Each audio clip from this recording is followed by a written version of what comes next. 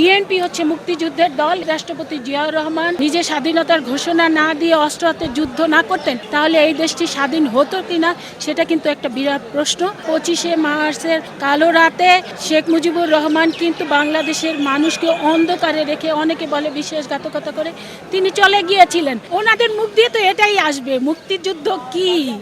এবং মুক্তিযুদ্ধে যেহেতু আপনারা জানেন যে ওনারা বিরোধিতা করেছে, আলবদর আল শামস এর ভূমিকা পালন করা হয়েছে, সেই কারণে ওনারা এই ধরনের বক্তব্য দিবে। এটা ওনাদের মুখ থেকে এই ধরনের বক্তব্যই আসবে।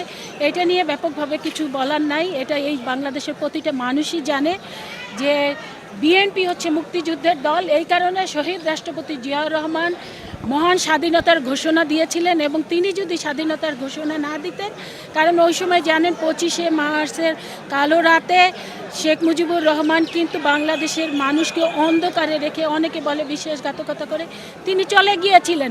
সেই সময় যদি শহীদ রাষ্ট্রপতি জিয়াউর রহমান নিজে স্বাধীনতার ঘোষণা না দিয়ে অস্ত্র হাতে যুদ্ধ না করতেন তাহলে এই দেশটি স্বাধীন হতো কিনা সেটা কিন্তু একটা বিরাট প্রশ্ন।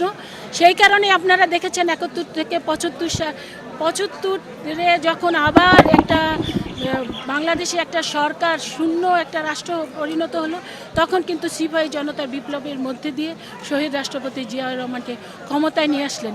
বারবার করে বাংলাদেশের মানুষ প্রমাণ করেছে বিএনপি হচ্ছে মুক্তিযুদ্ধের দল, বিএনপি হচ্ছে বাংলাদেশের স্বাধীনতা সার্বভৌমত্ব রক্ষা করার একমাত্র দল।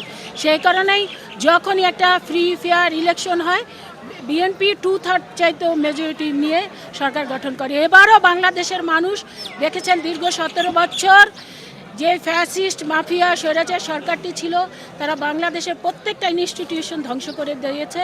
এবং যখন একটা অবাধ সুষ্ঠু নিরপেক্ষ নির্বাচন এসছে, তখন কিন্তু বাংলাদেশের মানুষ আবারও বিএনপিকে 219টি আসন দিয়ে 2/3 মেজরিটি চাইতে বেশি আসন দিয়ে পার্লামেন্টে পাঠিয়েছে।